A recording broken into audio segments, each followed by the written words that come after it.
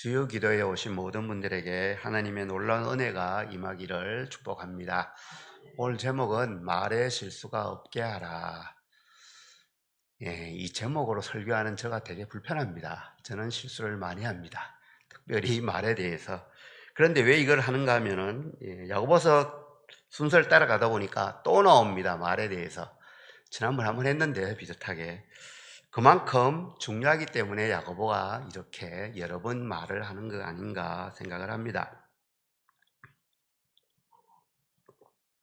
우리는 보통 함부로 말하거나 강한 비난을 하는 것을 가리켜서 뭐라고 할까요? 막말 이렇게 하죠.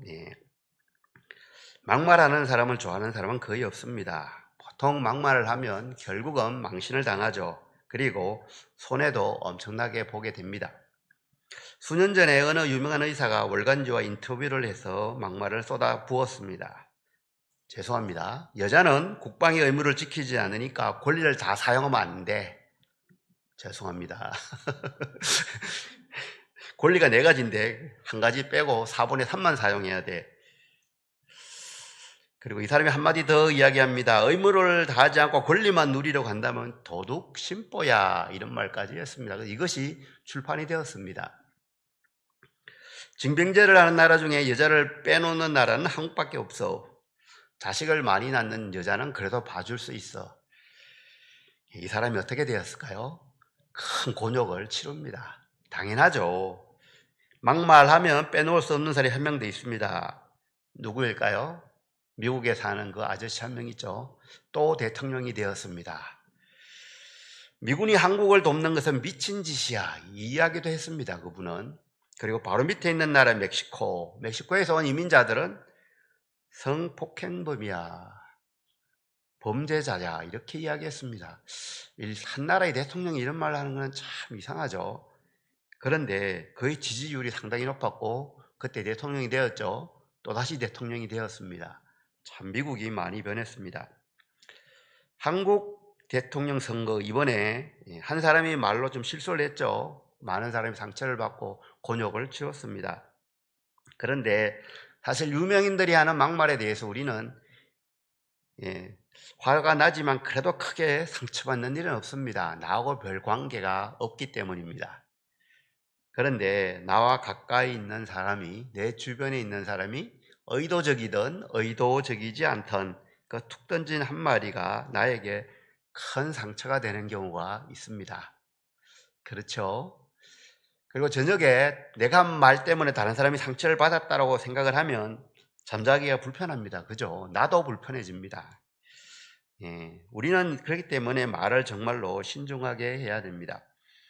말에 대해서 우리가 알아야 될 것은 말은 엄청난 위력을 가지고 있다는 겁니다. 정말 그럴까요?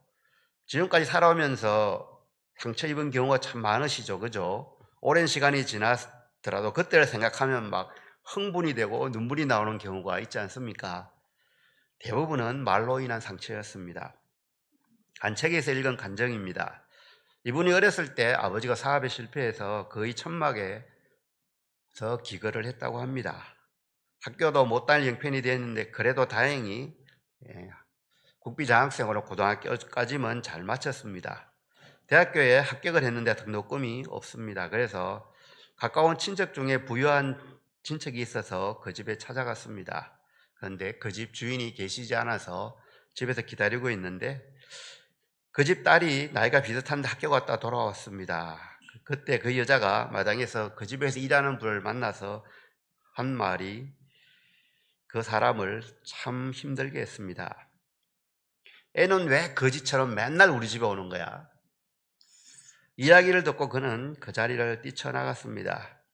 그리고 다행히 대학 등록금을 마련해서 학교를 졸업을 할 수가 있었습니다.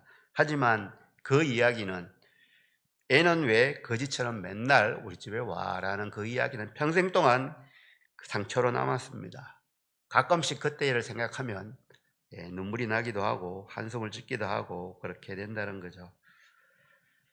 보통 사람들은 자기가 상처 준 것을 오래 기억하지 못합니다. 하지만 상처받은 사람은 평생을 그 상처 때문에 힘들어하는 경우가 참 많죠.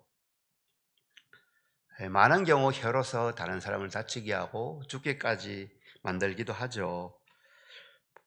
가장 많은 상처를 주는 사람은 남편인 것 같아요.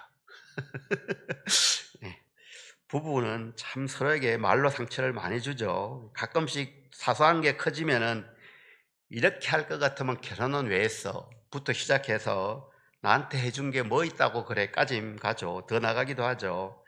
직장에서도 마찬가지죠. 말로서 동료들을, 부하 직원들을 엄청나게 힘들게 합니다. 이웃 간의 관계도 말 때문에 많이 깨지걸 합니다. 그런데 교인들도 비슷합니다. 말로 상처 주고 공격하고 분노하고 이런 경우가 있다는 거죠. 예. 우리는 말의 힘을 잘 모른 채 말을 함부로 할 때가 참 많다는 겁니다. 그래서 오늘 야고보 사도는 이 말의 힘이 얼마나 큰지 한번 생각해 보라고 세 가지를 이야기합니다. 3절에는 말에게 재갈을 물려서 제어한다라는 이야기 나오죠. 힘을 보면 말의 힘은 인간의 수십 배가 됩니다. 그 힘을 재갈을 물려서 제어한다는 거죠. 소도 마찬가지죠. 코뚜레를 꿰어서 소를 제어합니다. 소것과 말을 잘 듣죠. 그 힘이 센 말이 재갈 하나만 물리면 사람이 이끄는 대로 움직인다는 거죠. 그만큼 재갈은 적지만 큰 힘을 발휘한다는 거죠. 말이 바로 그렇다는 겁니다. 그리고 4절에는 큰 배를 작은 키로 제어한다라고 하죠. 배는 특별히 야고보가 살던 그 1세기에는 가장 큰 운송수단이었습니다. 그런데 그 방향을 정하는 거 보면 아주 작은 나무로 방향을 정합니다. 그 큰 배가 작은 나무 하나의 움직임에 따라서 오른쪽으로 가도 왼쪽으로도 가기도 하죠. 그리고 5절에는 혀는 불과 같다까지 합니다. 우린 산불이 나서 가끔씩 TV에 온 하늘이 붉게 되는 장면을 보는데요. 무심코 부린 담배꽁초가 그 불의 시작이 되는 경우가 많습니다. 그리고 큰 숲을 다 태우죠. 혀도 적은 기관이긴 한데 그 혀 때문에 정말로 위험한 일을 당하고 위험한 일을 또 다른 사람이 위험하게 할 수도 있다는 거죠. 치명적인 위험 요소가 된다는 거죠. 야고보는 이 세 가지를 예를 듭니다. 말에 입에 물리는 재갈, 그리고 배를 움직이는 키, 큰 숲을 다 태울 수 있는 작은 불씨. 혀라는 것은 아주 적지만 엄청난 파괴력이 있다는 겁니다. 한마디로 혀의 위력은 우리가 상상을 할 수 없을 만큼 크다는 거죠. 오래전에 미국의 한 교회에서 있었던 일입니다. 담임 목사님을 청빙하기 위해서 청빙위원회가 조직이 되었습니다. 여러 후보들을 검토했습니다. 투표를 통해서 한 분이 선정이 되었습니다. 그런데 청빙위원 중에 두 분 정도가 그 사람에게 반대표를 던졌습니다. 그런데 그 교회는 아주 아름다운 전통이 있었습니다. 아주 중요한 일을 결정할 때는 만장일치로 결정을 하기를 원합니다. 그래서 한 번 더 투표를 합니다. 그러면 만장일치가 되겠죠. 그래서 그것을 발표를 했습니다. 청빙위원회 만장일치로 A 목사님이 청빙이 되었습니다. 박수를 치고 아주 교회가 분위기가 아주 좋아졌습니다. 조금만 기다리면 이제 담임 목사님이 부임을 합니다. 그런데 얼마 후에 문제가 생겼습니다. 반대했던 사람 중에 한 명이 다른 사람을 만나서 이야기를 합니다. 사실 나는 반대했어. 억지로 만장일치로 하자고 해서 한 번 더 투표를 했어. 내 뜻이 아니야. 나는 지금도 반대야. 어떻게 되었을까요? 네. 이 이야기를 들은 교인들 중엔 여러 반응이 보였습니다. 그런 이야기에 관심이 없어라고 하는 사람도 있고, 그렇게 말을 하면 어떻게 말 조심해야지 라고 하는 사람도 있었는데, 극소수의 사람은 그렇단 말이지 교회가 그렇게 하면 안 되지 라고 하면서 분란이 시작이 되었습니다. 담임 목사 청빙은 무효가 되었습니다. 그리고 청빙위원장은 교회를 떠나고 그 교회는 계속 싸우면서 교회가 결국은 배가가 되었습니다. 한 교회가 두 교회가 되었다는 거죠. 미국에 있는 한인교회에서 일어난 실화입니다. 안타깝죠. 그런데 정말 안타까운 것은 교회가 깨지고 교인들의 마음이 상하고 그 지역 사회에서 왜 저렇게 라고 조롱거리가 되었는데도 불구하고 그렇게 말을 한 사람은 나는 정의를 위해서 어쩔 수 없이 싸웠다라고 그렇게 말한다는 겁니다. 그런데 정말로 그 사람만 그렇게 말할까요? 혹시 나 때문에 교회를 떠난 사람은 없을까요? 혹시 내 말 때문에 교회가 불타 없어진 경우는 없을까요? 그래서 6절에는 혀는 온몸을 더럽히고 인생의 수레바퀴를 불타르는 지옥불이다, 이렇게까지 표현합니다. 혀가 지옥불의 역할을 할 수 있다는 겁니다. 우리는 혀를 정말로 잘 관리해야 합니다. 왜냐하면 혀는 엄청난 파괴력을 가질 수 있기 때문입니다. 오늘 읽은 1절에는 조금 부담스러운 표현이 있습니다. 선생이 더 큰 심판을 받는다라고 합니다. 여기서 선생이란 어린이나 청소년을 가르치는 교사를 말하는 것이 아닙니다. 본문의 선생은 요즘 말로 하면 목사나 장로나 권사님, 그 정도 되겠지요. 교회의 지도자일 겁니다. 이분들의 지책 때문에 교인들은 이 사람들의 말을 믿어주는데, 이 영적 지도자가 잘못 가르치거나 잘못된 말을 하게 되면 교회가 혼란에 빠질 수 있다는 거죠. 사실 교회에 분란이 생길 때 그 주된 원인을 제공하는 사람들은 대부분 교회에서 목소리가 큰 사람들이겠죠. 일반적으로 직분이 있는 사람들일 가능성이 정말로 많습니다. 나는 하나님을 잘 믿어, 하나님의 뜻을 잘 알아라고 하는 분들입니다. 이분들이 말을 함부로 하면은 보통 교회가 분열되기 쉽습니다. 말 하나로 인생을 마칠 수도 있고, 가정이 깨질 수도 있고, 말 하나로 교회도 흔들릴 수 있죠. 심하면 한 나라까지 흔들릴 수 있다는 거죠. 그렇기 때문에 우리는 혀를 잘 간수해야만 합니다. 그러면 어떻게 하면 말의 실수를 없앨 수 있을까요? 이것이 오늘의 제목이죠. 야고보는 세 가지의 방법을 제시합니다. 첫 번째는 말에 실수가 없게 하려면 혀는 길들일 수 없다는 것을 인정하고 깨닫고 인정하라는 겁니다. 7절, 8절을 보면 짐승, 새, 벌레, 바다, 생물까지 나옵니다. 이것들은 다 길들일 수 있다는 거죠. 그런데 혀는 길들여지지 않는다는 겁니다. 그렇기 때문에 실수를 줄이기 위해서는 말을 적게 하고 조심해서 하라는 거죠. 우리 주변에 혀를 잘 다스리지 못해서 실수하는 분들이 종종 있죠. 그런데 더 안타까운 것은 자기가 실수했는지도 잘 모른다는 겁니다. 그분들은 특별히 말을 함부로 하는 분들은 자기는 말을 정말로 잘하고 정의롭게 한다고 생각을 합니다. 사실만을 전한다라고 그렇게 말을 하는 경우가 정말로 많습니다. 그런데 우리는 사실만을 말하기가 정말 어렵습니다. 정확하게 다 기억을 하지 못합니다. 우리가 본 것은 한 일부분일 경우가 대부분입니다. 그렇기 때문에 실수로 잊어버리기도 하고, 또는 고의로 내가 좋아하지 않는 부분은 빼놓기도 하고 하기 때문에 우리는 다 말할 때 실수를 합니다. 우리의 뇌는 참 이상합니다. 자기가 듣기 싫어하는 말은 이렇게 지워버리는 경우가 많습니다. 빼기만 하는 것이 아니라 자기의 생각이나 해석을 더해서 이야기하는 것이 보통이죠. 그렇기 때문에 우리는 혀를 길들일 수 없다는 것을 인정해야 합니다.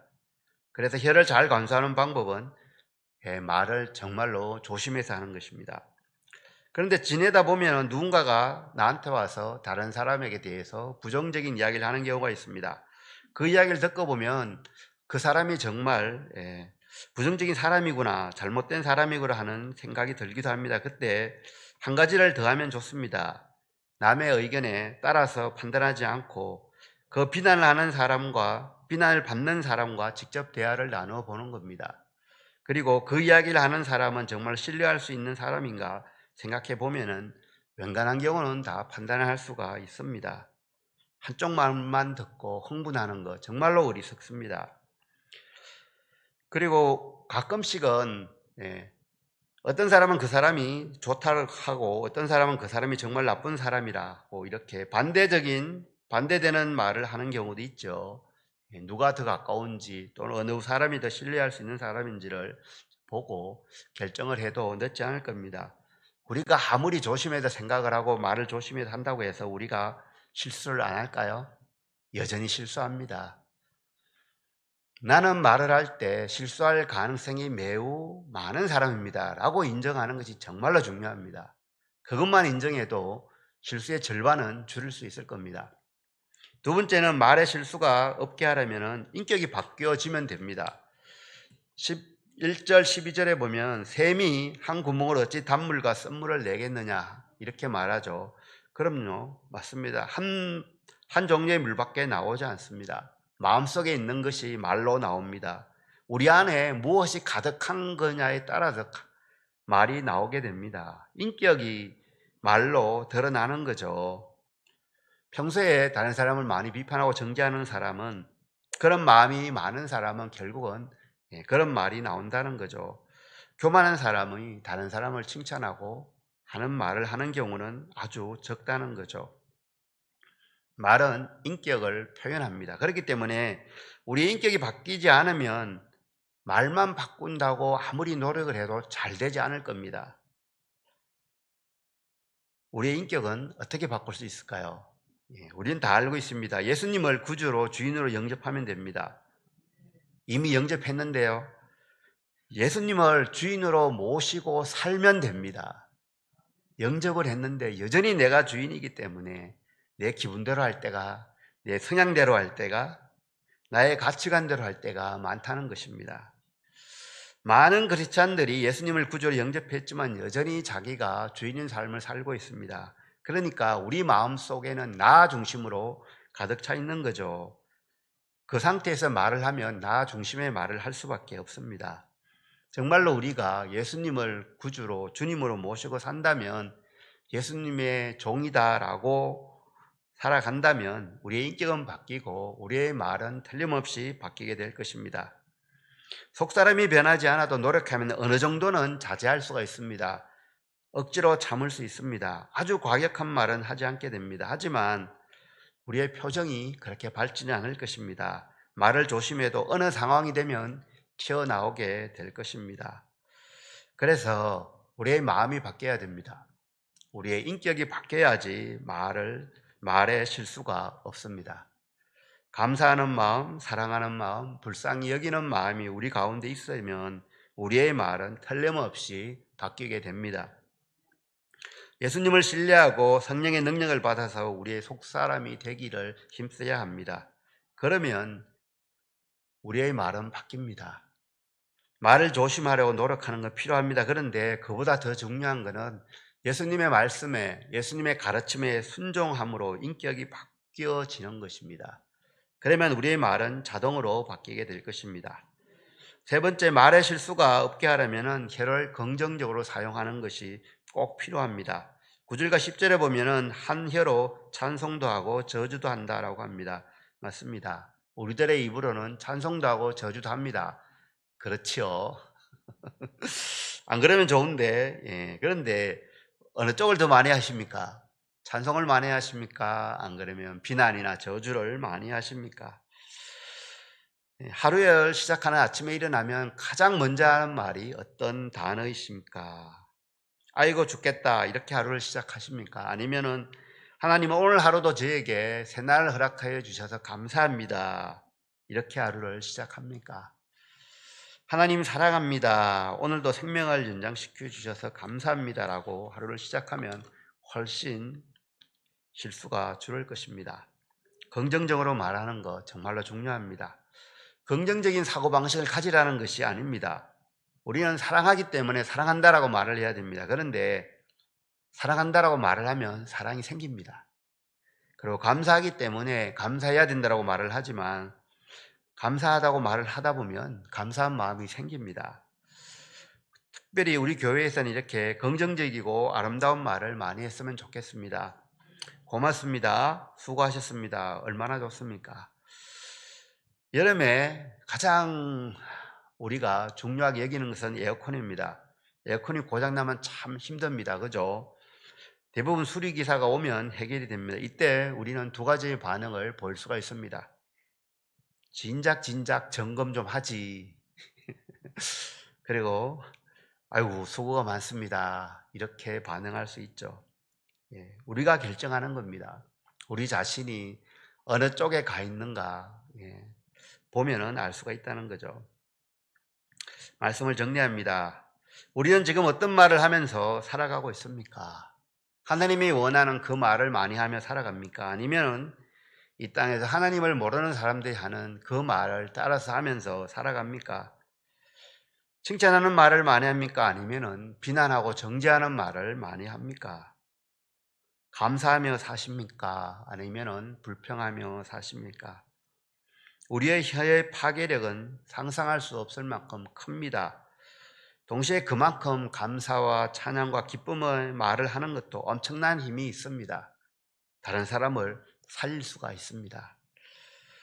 그렇기 때문에 우리는 이제부터 하나님께서 너는 참 말을 예쁘게 한다라고 하는 그 칭찬을 받도록 우리는 정말 아름다운 말을 하면서 살아가야 합니다.